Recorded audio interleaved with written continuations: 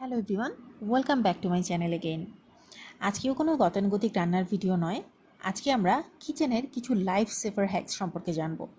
আজকে আমরা দেখব বেশি পরিমাণে সবজি যদি আমি বাসায় বাজার করে ফেলি, সেক্ষেত্রে সবজির কিছু অংশ কিভাবে ডিপ ফ্রিজে সুন্দরভাবে প্রিজার্ভ করতে পারবো। এর মাঝে করোনার আতঙ্কের জন্য আমার বাসায় কিছু সবজি বেশি পরিমাণে বাজার করা হয়েছিল। তো আমি যেসব টিপস ফলো করেছিলাম এগুলোকে প্রিজার্ভ করতে, সেগুলোই আপনাদের সাথে শেয়ার করছি। ছবিতে দেখতে পাচ্ছেন গাজর এবং বরবটি, আমি এগুলো এরকম আকার করে কেটে নিয়েছি এবং এগুলোকে ধুয়ে ভালোভাবে পানি ঝরিয়ে নিয়েছি। এখন এগুলোকে পানিতে কয়েক মিনিট ভাপ দিয়ে নিতে হবে। পানির ভাপ দিয়ে নেওয়ার পরেই আমরা এগুলোকে ফ্রোজেন করার জন্য রেডি করতে পারবো। আপনারা পছন্দ মতো যে কোনো আকারে সবজি কেটে নিতে পারেন। আমি একটা পাত্রে পানি দিয়ে নিয়েছি, এর ভেতর দিয়ে দিচ্ছি সামান্য পরিমাণে একটু লবণ। একটু অপেক্ষা করছি পানিটা ভালোভাবে ফুটে ওঠার জন্য। পানিটা ভালোভাবে ফুটে উঠলে এর ভেতর কেটে রাখা সবজিগুলো একে একে দিয়ে দিব। প্রথমে আমি দিচ্ছি গাজর। গাজর আমি 3টা আলাদা আলাদা পছন্দ মতো আকারে কেটে নিয়েছিলাম। 3 থেকে 4 মিনিটের মতো গাজরটাকে পানিতে ভাপ দিয়ে নেব। 3-4 মিনিট ভাপ দেওয়ার পরে এটাকে আমি পানি ঝরে যাবে এমন একটা চামচে করে তুলে নিচ্ছি, বা চালনিতেও আপনারা তুলে নিতে পারেন। তুলে পাশেই আমি একটা পাত্রে ফ্রিজের ঠান্ডা পানি রেখেছিলাম, সেই পানির ভেতর গাজরগুলোকে দিয়ে দিচ্ছি। ঠান্ডা পানিতে দেওয়ার ফলে যেটা হবে, গাজরের কুকিং প্রসেসটা বন্ধ হয়ে যাবে। গাজরটা ঠান্ডা পানিতে থাকতে থাকতে আমি এই একই পানির ভেতর দিয়ে দিচ্ছি চিচিঙ্গা। চিচিঙ্গাগুলোকে আমি এভাবে ছোট ছোট টুকরা করে কেটে নিয়েছি, বা আপনারা আপনাদের পছন্দ মতো কেটে নিতে পারেন। একইভাবে 3 মিনিটের মতো চিচিঙ্গাকে ভাপ দিয়ে নিচ্ছি। আগের প্রসেসই ফলো করছি, পাশেই ঠান্ডা পানিতে এগুলোকে দিয়ে দিব।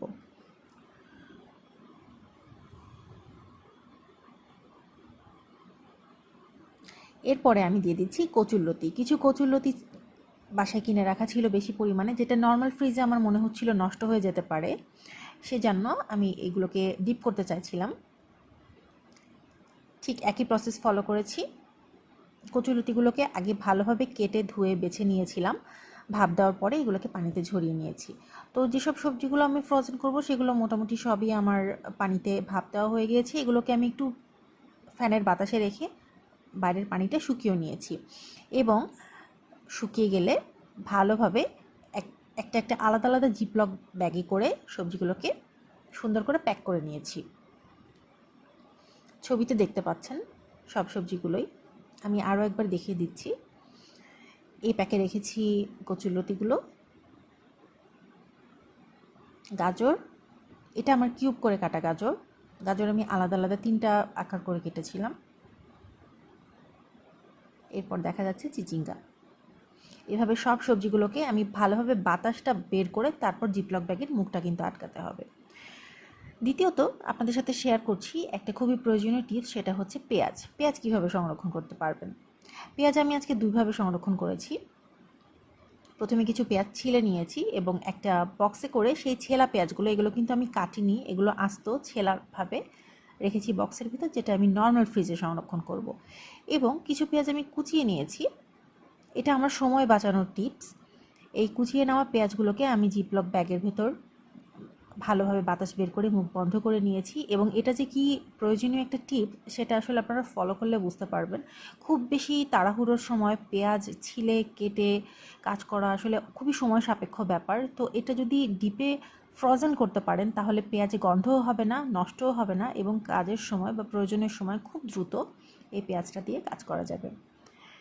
সবশেষে শেয়ার করছি একটা টিপস, সেটা হচ্ছে নারকেল কিভাবে সংরক্ষণ করতে পারেন। নারকেল অনেক সময় অনেক বেশি দিন বাসায় রাখলে নষ্ট হয়ে যাওয়ার সম্ভাবনা থাকে। তো আমি একটা হাতকুড়ানি দিয়ে এই নারকেলগুলো কেটে এগুলোকে ভালোভাবে কুড়িয়ে নিয়েছি এবং আগের প্রসেসেই জিপলক ব্যাগে ভরে এগুলোকে সংরক্ষণ করেছি, এবং এই নারকেলটা অনেক দিন পর্যন্ত ভালো ছিল। তো আমি আমার সব টিপসগুলোই মোটামুটি শেয়ার করলাম, যেগুলো আমি বাসায় ফলো করে উপকৃত হয়েছি। আমি আশা করছি আপনাদের টিপসগুলো কাজে লাগবে। কারো যদি এই টিপসগুলো ফলো করে কোনো উপকার আসে তাহলেই আমার আজকের ভিডিও সার্থকতা।